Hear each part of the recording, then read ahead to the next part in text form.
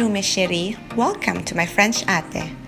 On this channel, we talk about immigration, lifestyle, traveling in France, and cross-cultural communication. Today, your French Até is back for another French cultural edition. Thanks to Disney movies, every girl dreamt to marry a prince and live in a beautiful palace. Well, you may not marry a prince, but you can certainly feel like a princess when you visit the Palace of Versailles. So join me today as we do a tour of main rooms of the Château de Versailles. Today is our Versailles day. It's a perfect weather because it's not so sunny and it's not too cold, and apparently not so many tourists as well. Explore the Palace of Versailles. The palace is located in Versailles, a city suburb about 12 miles west of Paris, which is accessible by train RERB. The regular entrance fee is 18 euros and reduced rate is 13 euros to the eligible persons. This ticket gives you access to the palace, the Recovered Masterpieces exhibition, the gardens, except of course on musical fountain shows or musical garden days. And here's a trivia for you guys, especially sa mga Pinoy na gusto makatipid. On the first Sunday of every month, from November to March, the entire estate, including the Palace of Versailles and the estate Trianon, is open free of charge for all.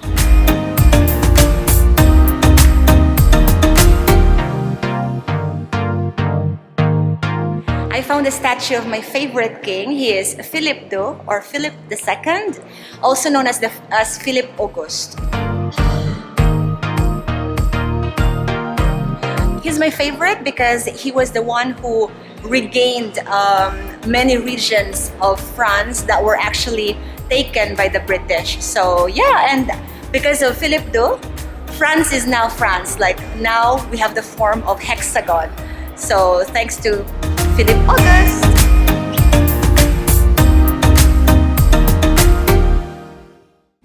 But what is Versailles Palace, and is it really worth visiting?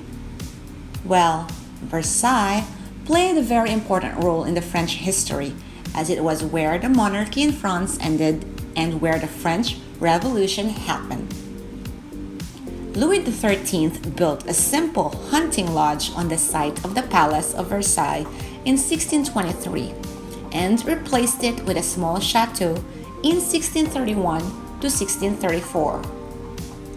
Louis XIV expanded the chateau into a palace in several phases from 1661 to 1715. It was a favorite residence for both kings, and in 1682, Louis XIV moved the seat of his court and government to Versailles, making the palace the de facto capital of France.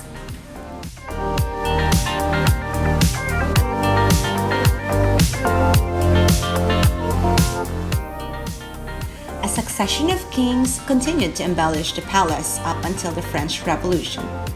Napoleon Bonaparte, following his takeover of France, used Versailles as a summer residence from 1810 to 1814, but did not restore it. When the French monarchy was restored, it remained in Paris, and it was not until the 1830s that meaningful repairs were made to the palace. And a museum of French history was installed within it, replacing the apartments of the southern wing. Napoleon Bonaparte's main residence was the Château de Fontainebleau. Click here to check it out and compare the two chateaux.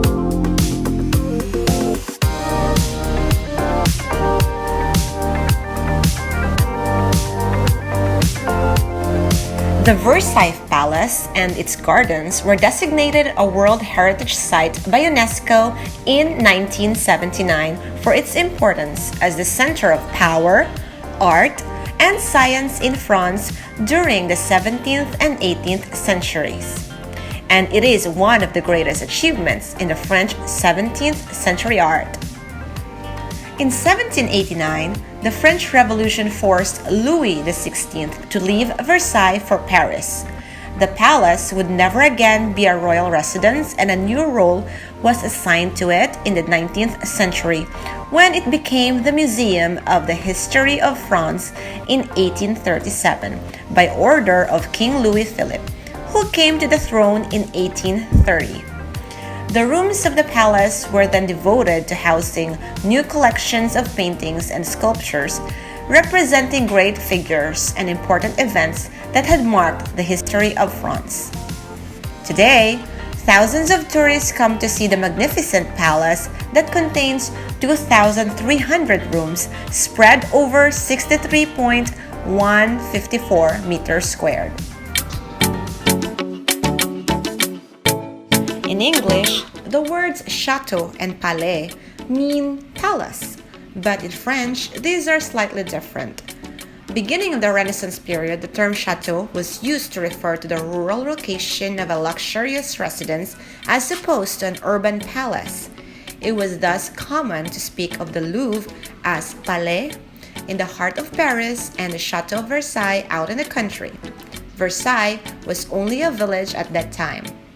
Nevertheless, the garden end on the west side of the estate of Versailles is still adjoined by woods and agriculture, and we will tour these gardens next time.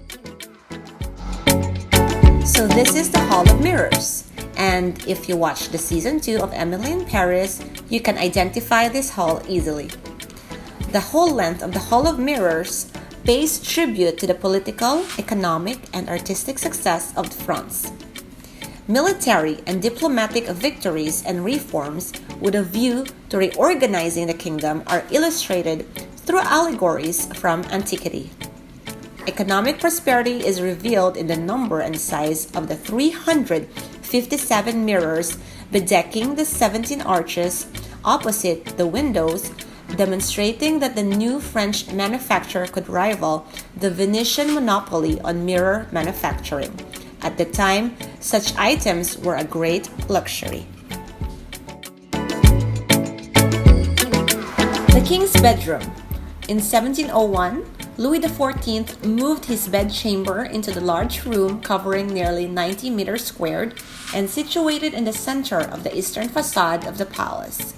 The room still has a gold accent and the bed is covered. In those times, the King of France was considered blessed and holy, and people watched what he was doing. That's why there is this small gate. The King's Chamber is the most important and most symbolic room in the royal apartment and was used at several times of the day during the King's getting up and going to bed ceremonies, when he dined in private, and when he received certain guests or ambassadors. Queen's Bedroom. Every queen should have their own chambers, right? This is the bedroom of Marie Antoinette, and as you can see, there is a mini door, and that's actually where she escaped during the French Revolution.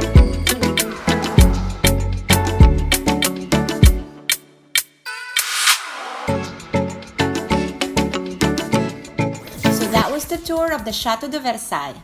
Join me next time as we explore its beautiful gardens and its domain only here on this channel. Thank you so much for joining me today. Merci. This is April, your French Até.